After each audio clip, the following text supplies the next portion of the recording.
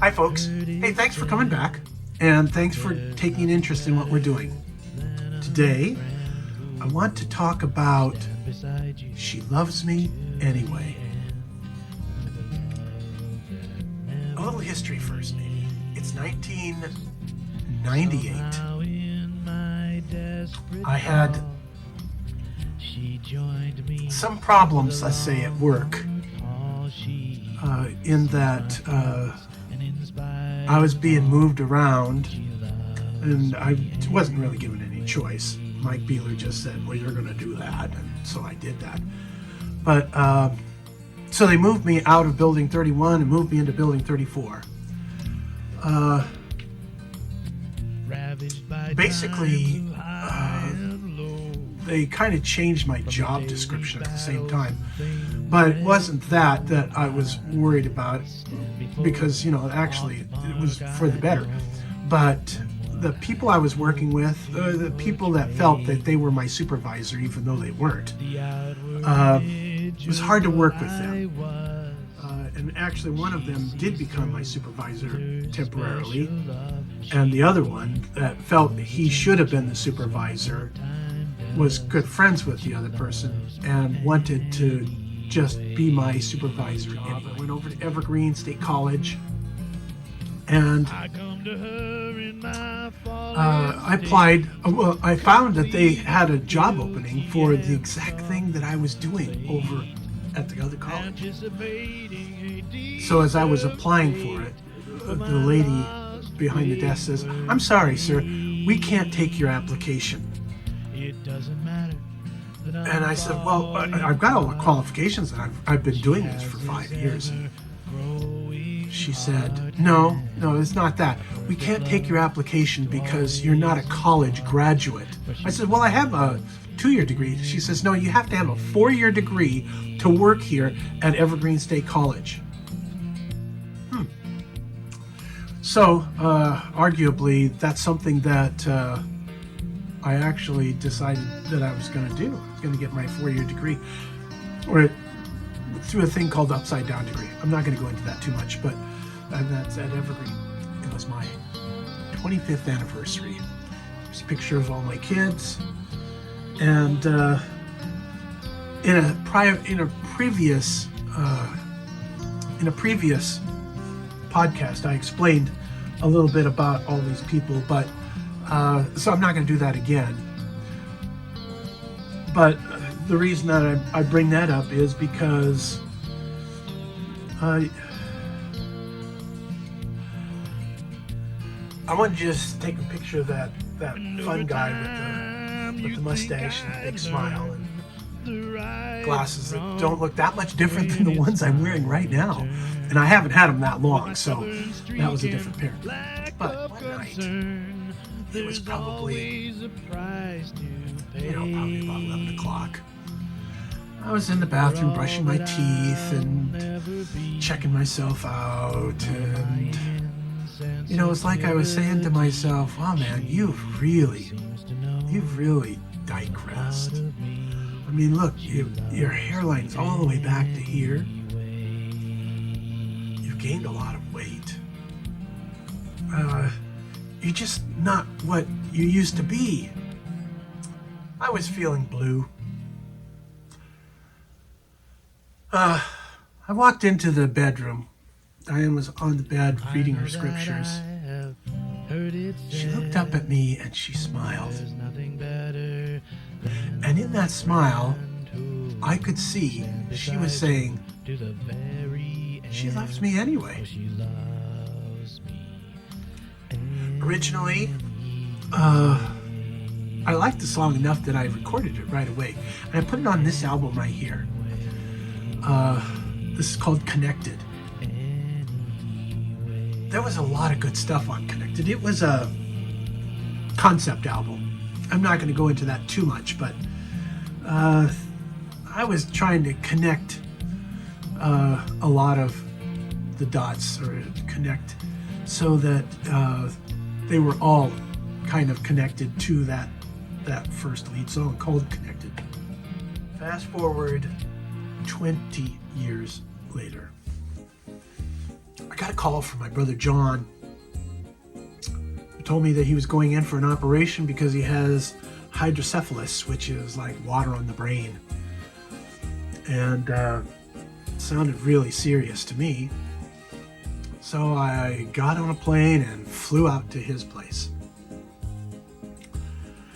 And he was in the hospital and I was at his house. You know, I wasn't there much more than 5 minutes, and I saw this huge cockroach running across the kitchen floor, so I took a cup and put it over the top of it. I'll come back to that. I never liked cockroaches. I lived in Florida before. I lived in New York, upstate New York, in staff quarters, and staff quarters was inundated with cockroaches. Oh gosh, I'm not going into that story right now. That's a fun story, but so I'm not exaggerating. You know, 10 full bags, big bags of garbage out to the dumpster because, you know, he's a bachelor, John's a bachelor, and he'd finish reading his newspaper and he'd throw it down there. And he'd finish reading the newspaper and throw it down here, or he'd throw it down here. So when I got there to his apartment, I had to do a lot of cleanup because, you know, he's coming back from the hospital. And I was thinking like Diane would think, let's get this place ready for him. And I'm not as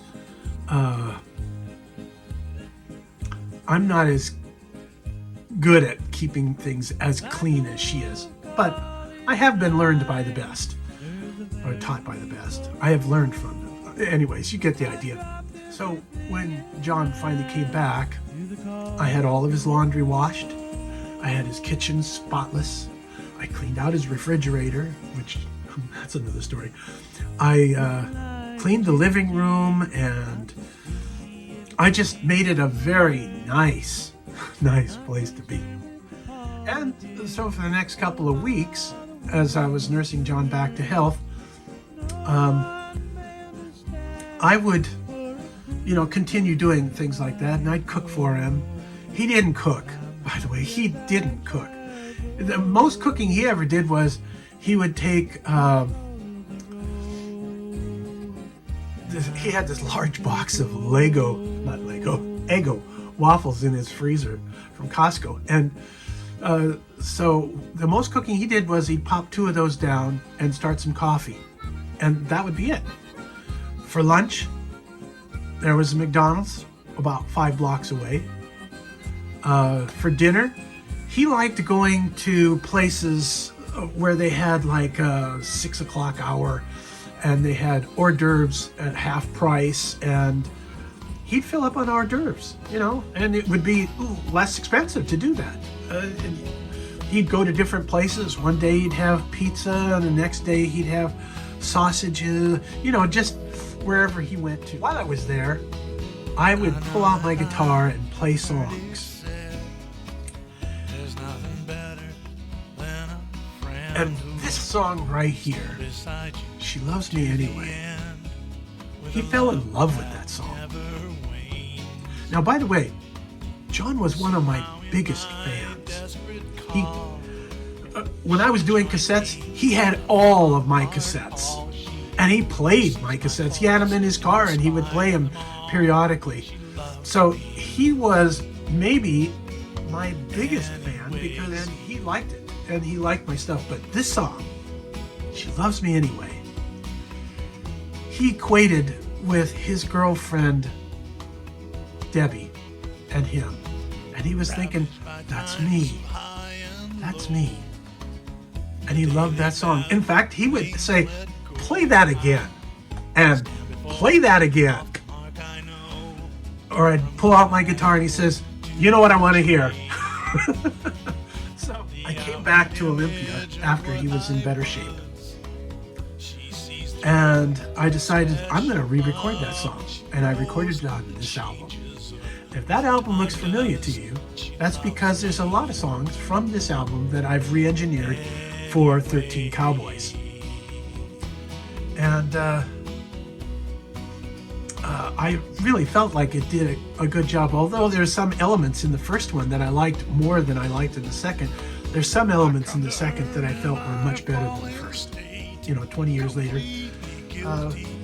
Let's talk about the Cowboy for this, because frankly, if you look at the little chart that I've made, you'll notice that on that chart, it's got James Taylor in gray letters. And the reason I have those gray letters, and you can look at the other ones too if you want, but the reason I have those people in gray is because I didn't necessarily write these songs for them like some of the other ones, but I had some of, playing it and listening to it, I had them kind of in mind.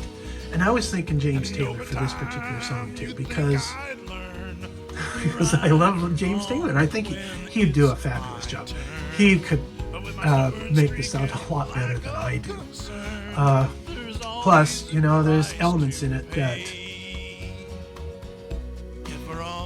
James Taylor has an ability to be very sensitive without even trying.